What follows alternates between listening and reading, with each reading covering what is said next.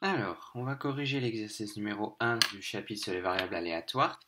Donc, on vous dit que on a une boîte qui contient 4 jetons. Ces 4 jetons sont marqués 1, 2, 3 et 4.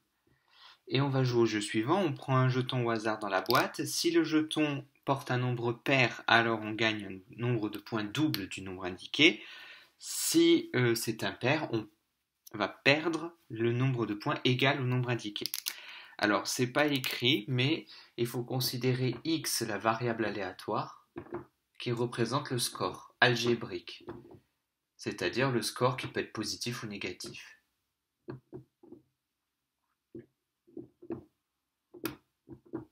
Donc, on va parler souvent de score algébrique ou même de gain algébrique pour pouvoir dire qu'on peut avoir des gains négatifs.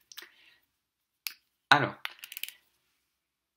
donc x, c'est une variable, donc c'est aléatoire parce que ça va dépendre de ce qu'on va piocher dans la boîte.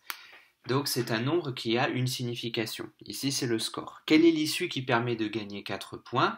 Bon bah l'issue qui permet de gagner 4 points, déjà gagner, ça veut dire qu'on a forcément pioché un nombre pair, et vu que comme on pioche un nombre pair, on gagne un nombre de points égal au double, donc forcément l'issue qui permet de gagner 4 points, c'est quand je pioche le jeton 2.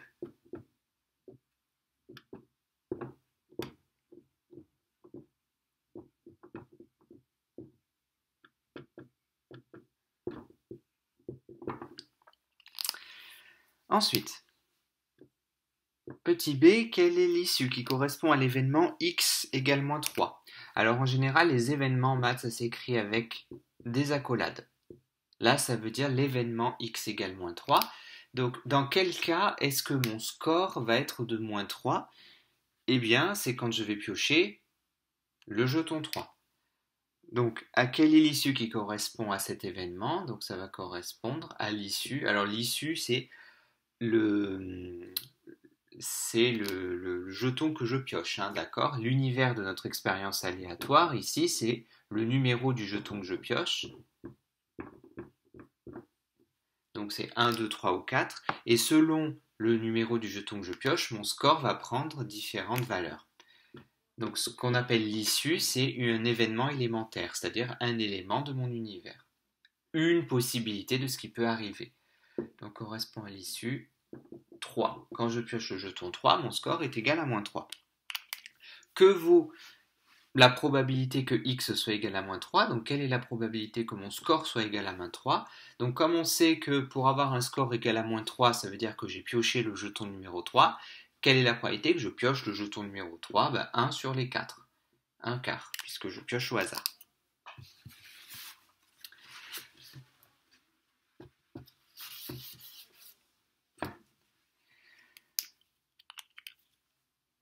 Ensuite, petit c, quelles sont les issues qui correspondent à l'événement x plus petit que 4? Strictement. Donc, quels sont les jetons que je dois piocher pour que j'obtienne un score strictement plus petit que 4? Donc, je regarde, si je pioche 1, mon score va être de moins 1. Si je pioche 2, mon score va être de 4, puisque je gagne le double. Si je pioche 3, c'est impair, donc je vais perdre 3 points. Si je pioche 4, c'est pair, je gagne le double. Donc, je vais gagner 8 points. Dans quel cas est-ce que je vais gagner un nombre de points strictement inférieur à 4? Eh bien, quand j'ai moins 1 ou moins 3. Donc, cet événement va correspondre aux issues où je pioche le jeton 1 et le jeton 3.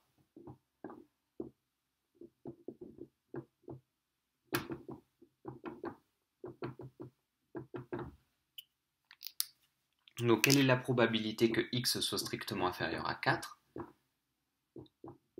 Eh bien, c'est la probabilité que je pioche soit le jeton 1, soit le jeton 3, c'est-à-dire 2 jetons possibles sur les 4 au total, 2 quarts, quand on écrit 1 demi. Et enfin, dernière question, donner la loi de probabilité de x. Alors, la loi de probabilité d'une variable aléatoire, c'est tout simplement faire un tableau dans lequel on va répertorier toutes les valeurs que peut prendre notre variable aléatoire. Donc ici, on avait vu dans ce que je viens d'effacer que les différentes valeurs que peut prendre notre variable aléatoire, c'était moins 1, 4, moins 3 ou 8. Alors, en général, cette ligne-là, on l'appelle X indice I.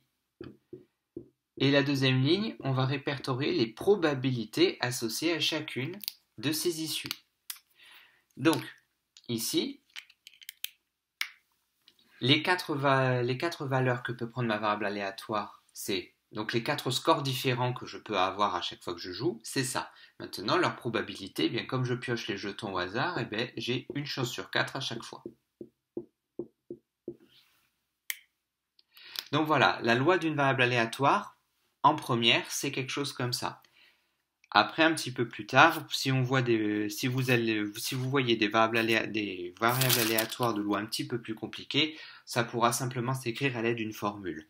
Mais là, pour le moment, ce qu'il faut comprendre, c'est que la loi d'une variable aléatoire, c'est tout simplement répertorier les valeurs que peut prendre cette variable aléatoire, et pour chacune des valeurs, donner la probabilité que ma variable prenne effectivement cette valeur.